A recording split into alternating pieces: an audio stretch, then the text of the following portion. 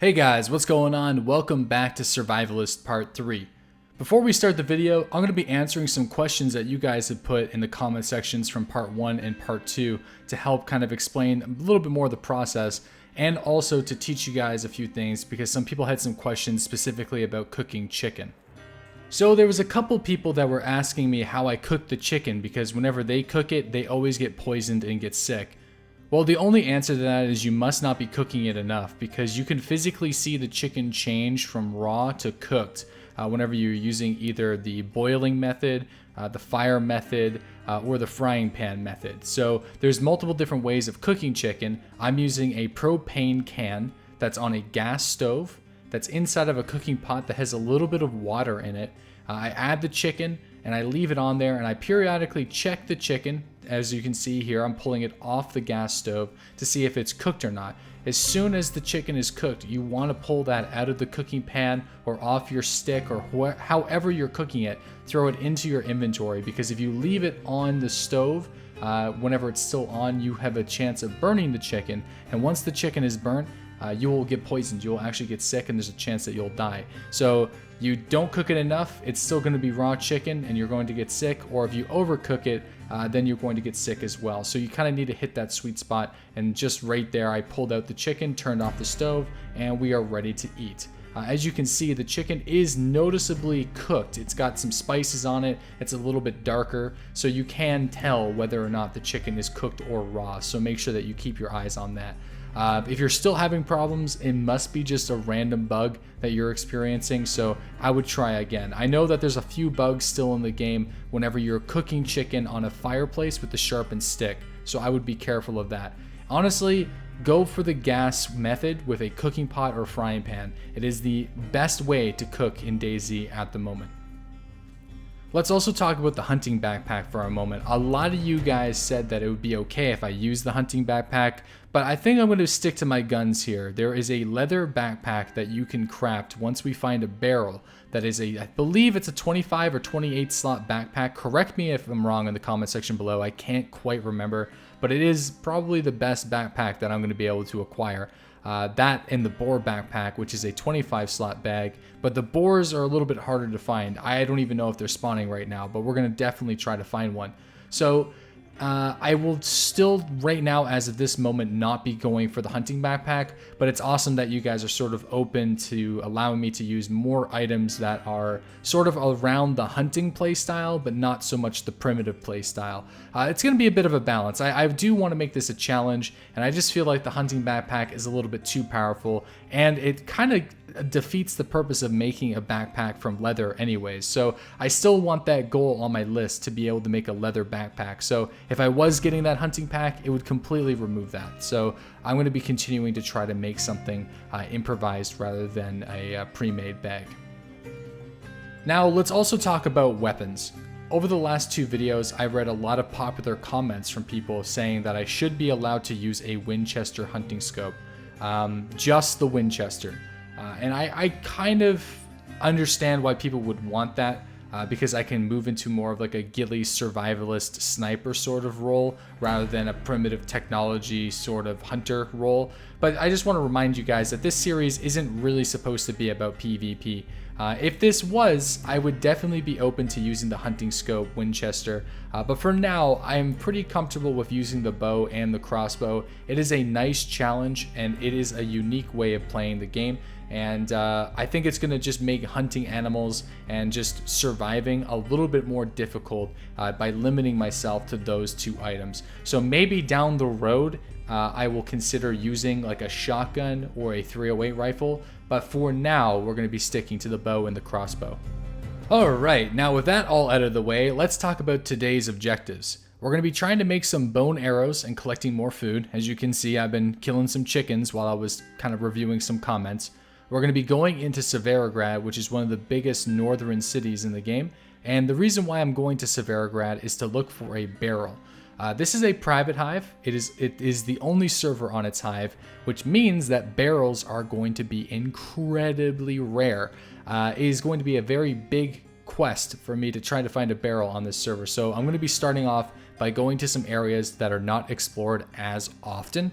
And if I don't find a barrel, I'm going to try to find a camping tent, and I pretty much know exactly where to find camping tents 100% of the time. So if you guys are interested in finding civilian camping tents, then definitely stick around and watch this video, because you will learn how to find them pretty much 100% of the time. So we are in full-on search for barrel mode engage. I know for a fact that we will be able to find camping tents from apartments, so it's not really like an if we'll find a camping tent. It's just we know we're gonna find a camping tent. So the barrel takes priority, because with the barrel we can do a lot of things, but primarily the reason why we want the barrel is to dye leathers, is to tan leathers, and then to dye leathers. That is what we need. You can't really do this survivalist playthrough without those specific, without a barrel. A barrel is required. Like it's not like a maybe. It's required. If you want to kind of live this out completely, you're gonna need to find it. We're not doing horticulture yet. Horticulture will come after.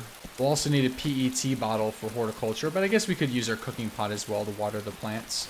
Yeah, we could just use our cooking pot to water the plants. Our first zombie in a fairly long time. Not much of a challenge. Alright, I think we should start on the right side of SeaGrad. And then we'll work our way back left. And we found some 9mm.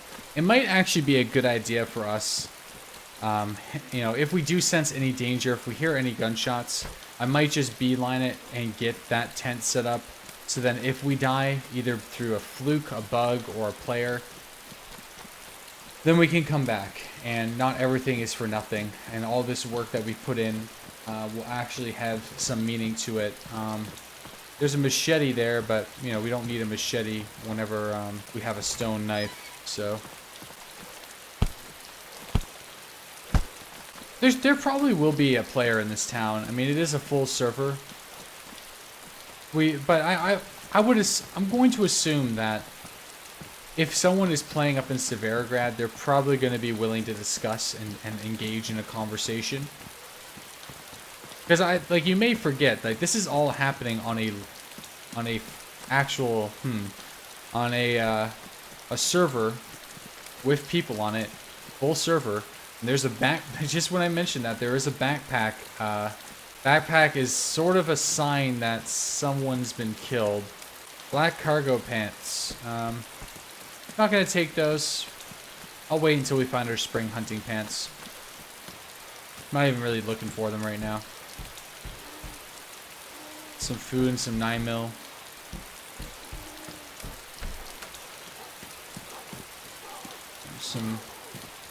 Some lime.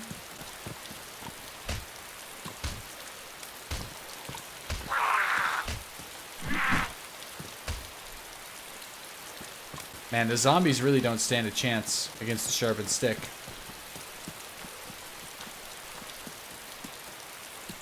Honestly, is one of the best melee weapons, if not the best melee weapon in the game, still, in my opinion. Gives you the power of something like the rock, with some distance and speed. I think precision speed is very, very good. I remember the first time when I heard how good the sharpened stick was, I didn't believe it. I was like, you know, I think you guys are bullshitting. This would have been years ago, or like over a year ago. I don't think the sharpened stick is that good. Well, it's good. It's definitely good. We need to be very careful to, we can die to a glitch. I think I'm actually more worried about dying to a bug, from like walking outside of a shed or building or like a fence, than I am actually of getting killed by a player, which sucks, because that shouldn't be like that. There's a cooking tripod, but we don't really need the cooking tripod. We really don't. We have the butane, and the butane, we still have 2 good canisters, and we'll probably find another canister before our looting of SeaGrad is over. I wonder if a rabbit snare actually works. I might set one up. I've heard that in the past, rabbit snares spawn a rabbit, and the rabbit will run eventually and hit the snare. But that's kind of a bit of a myth. So I would like to actually test out the rabbit snare and see if it sort of works similar to that of like H1Z1.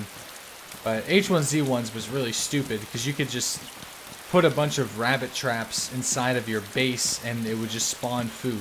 So, alright, let's go search these apartments.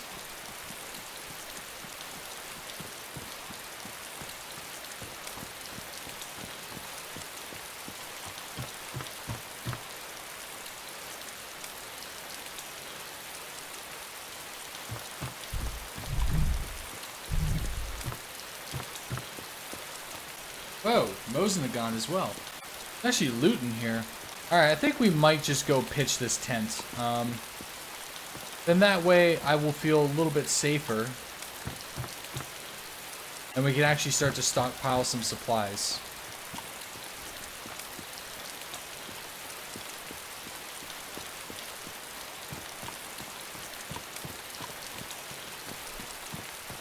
Yeah, there's another tent too, so if we want to come back here and make a multi-tent village, we can do so.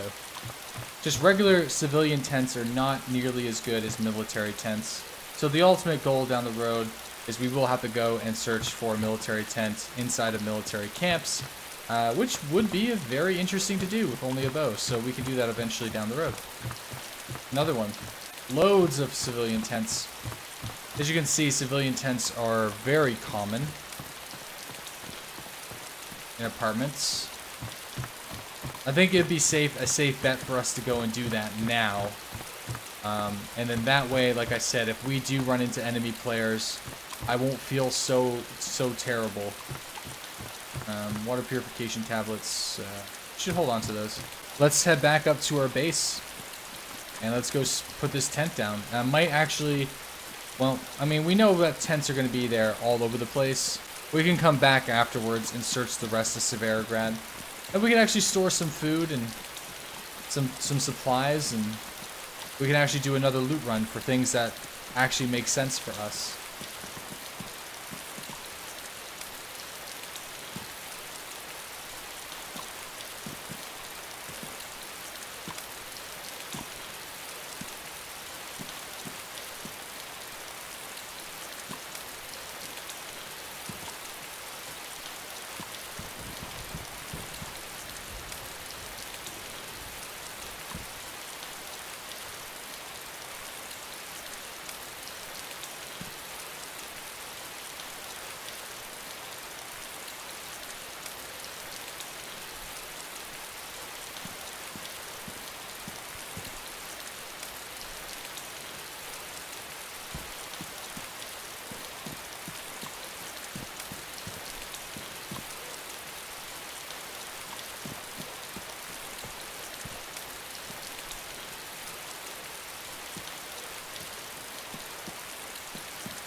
Alright, well that's probably as best as we can get it. There's really no way where you can hide a civilian tent, so I'd say that's probably going to be it. So let's check it out.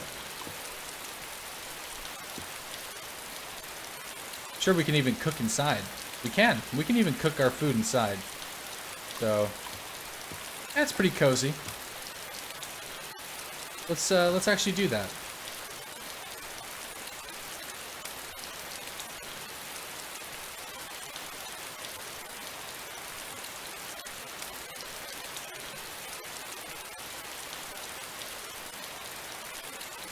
Cook a small meal.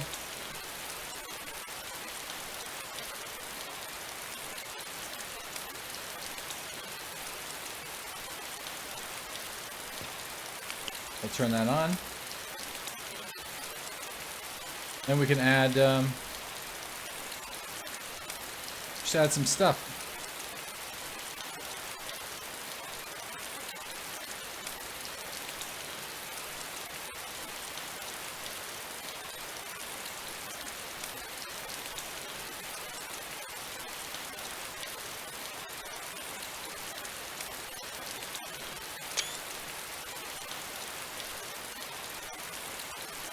Yeah, it feels oddly cozy in here.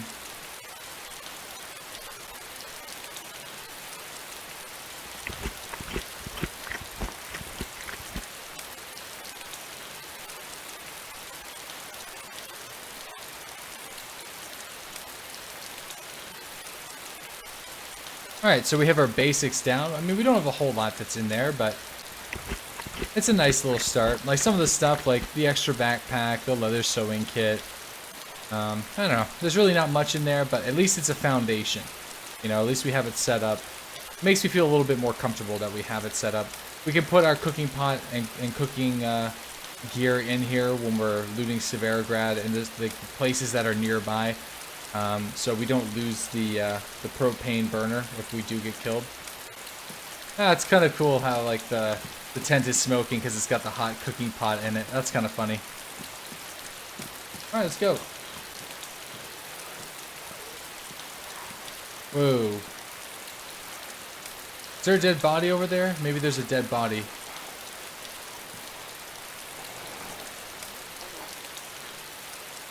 I don't know why 5 or 6 zombies would congregate if there isn't a dead body there.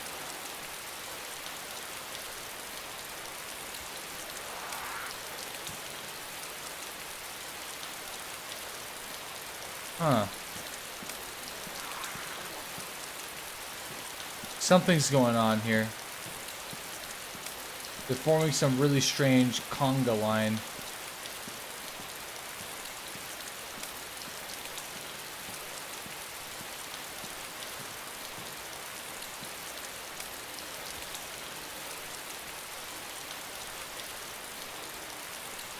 Let's just wait for my sway to get good.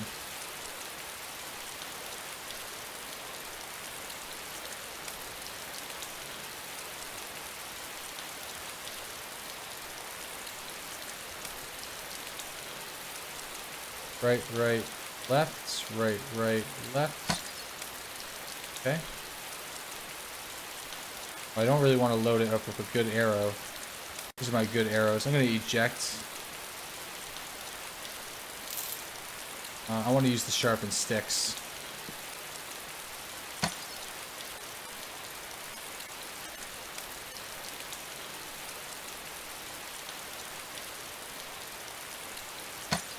Whoa, okay.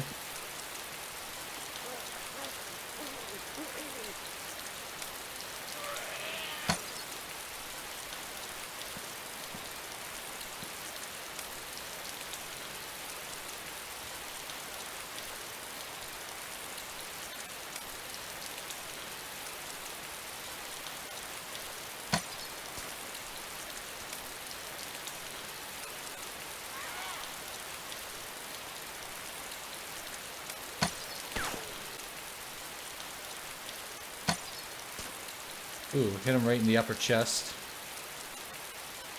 Not too sure how that broke his legs. That's okay.